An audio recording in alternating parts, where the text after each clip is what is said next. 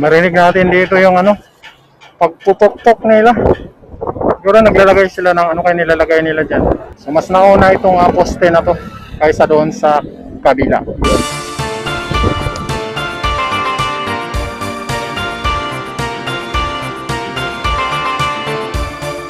Hello.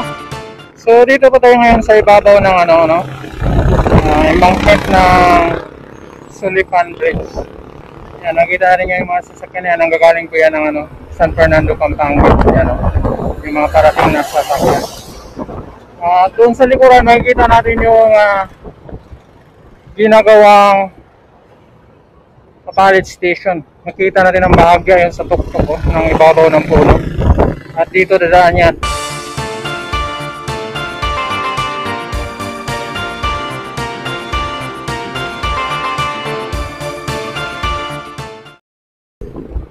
Yan, so ditong bahagi na to, yan. So hindi ko lang alam kung saan yung eksaktong right of way dito, no?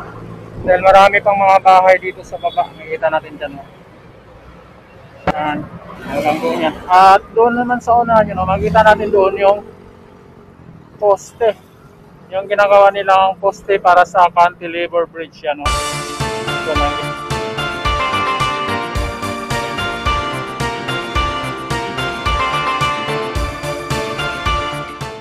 at dito yan po yung sa may Sulipan Bridge, yan, no? So, papasok na yan doon sa papunta ng Kalumpit yan. Yung mga yan, galing po yan ng Kalumpit. At ito, makita natin dito yan, no? So, dito na yung construction ng poste. Dito pa ito sa may no? Sulipan Bridge. At makita natin yung ginagawang NSAR Bridge dito. Yan, makita natin yan yung yung poste dito. Meron silang bagong hinuhukay dito, no? So andito yung isang nakaparking, yung isang excavator, yan, no? So meron silang nabuhukay sila dito. Yan, no? So ito pa, hanggang dito pala yung pinakahuling poste nila sa direksyon papunta ng dito sa may pallet station, yan, no? So dito. So meron pang mga dito, yan, no? Hindi ko alam kung saan dadaan yung At titignan natin dito sa may yung ginagawa nilang mga support sa cantilever bridge. Yan. Titignan natin dito yan sa baba yung mga nire-repair na mga barge ng DPWH. Yan, no? Yan. Dito yung pala yung dito pala nire-repair yung mga ginagamit ng DPWH dito sa mga ilog dito. Ito yung pinakano nila. Anong tawag nito? Shipyard. Yan, no? Mga bakal ito. Yan, no? Dito nila pinag-tagpi-tagpi yung mga dapat itagpi-tagpi. May nakatatak, DPWH Region 3. Yan. Marami kasing mga malalaking ilog dito. Mga bahain. Marami silang mga dredging diesel dito. Yan. Kaya dito, ano ba ito? Tagbot. Yan dito sa baba yan. Ano yung tagbot na ito? So dito nila nire-repair ito. At yan naman doon sa yan na po yung unang support dito sa gagawin nilang cantilever bridge. Natatawid dito sa may Pampanga River. At kung makikita natin dito, yan, no? Mayroon na siyang malaking stairhead. Yan, no? Okay. Pag titingnan natin doon sa parang maliit lang, pero pag nandito ka sa malapit, talagang laki nitong ginagawa nilang poste dito.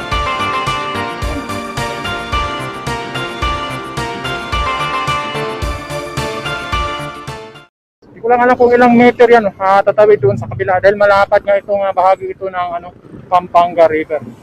At doon sa kabila, yun naman yung sa kabila, So doon sa kabila, makikita natin na para yung ginagawa nila doon ay parang isang segment ng box girder. Makikita natin dito.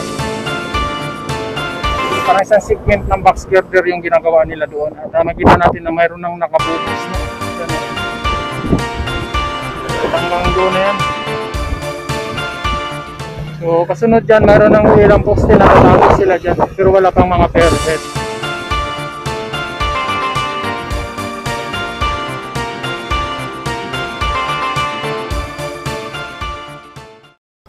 Medyo parang na normal lang yung tubig dito sa ilog, no? Sa may Pampanga River. Malakas ang hangin. Makikita mo yung hangin dito sa tubig yan, no? So mahangin yung oras na ito dito. Ito yung poste dito sa south na side nitong ilog. Ito naman yung isa sa northern side naman dito ng ilog, no?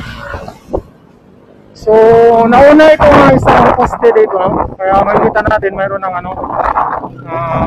nalagay na sila ng isang segment ng parang segment ng box girder para dyan ikakapit yung mga nila phone traveler para itatawid na nila yung pagbubuo na ng cantilever bridge dito naman sa kabila. At nakita nga natin dyan na yung mga gamit nila sa phone traveler, no? Yung kulay blue na mga bakal. Yan yung pinakalitis dito sa ginagawa nilang cantilever bridge na tatawid dito sa may Pampanga River. Ito ay po ito ng CP-in-1, no? Malolos Clark Railway Project, CP-in-1 ng Hyundai Mega Dong-a joint venture. So, yun, CP-in-1.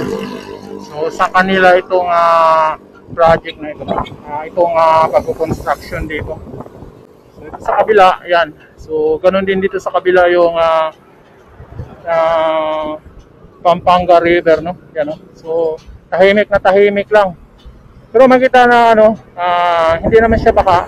Parang normal lang ito dito sa ilog, no? So, makita natin yung hangin dito, no? Lakas ng hangin. Grabe, parang liliparin ka dito sa taas sa hangin na ito. Kasi grabe. Kita mo naman yung doon sa may yung parang tarpaulin, mga trapal doon sa ibabaw na ginagawa nila, talagang parang ginawasiwas ng hangin. Kasi ang hangin dito ngayon, yan, hindi mo ramdam yung init ng araw pag nandito ka. Uy, may isda, matalon yung isda. So yan yung nakalitis dito sa may ginagawang cantilever bridge dito sa may Pampanga River. Marinig natin dito yung pagpupok-pok nila. Siguro naglalagay sila ng kayo nilalagay nila dyan.